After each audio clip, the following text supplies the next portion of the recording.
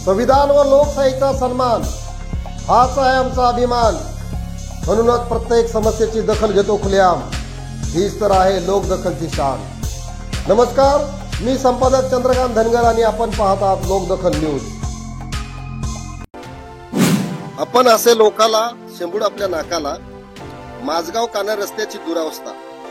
ठाणे जिल्हा परिषदेच्या माजी सदस्या रेखाताई कंटे आणि शिवसेना तालुका प्रमुख रोड ठेकेदार कांतीलाल कंटे यांचा हा गाव ना ह्या गावाला जाणाऱ्या माझगाव कान्हे रस्त्याची काय आहे दुरावस्था।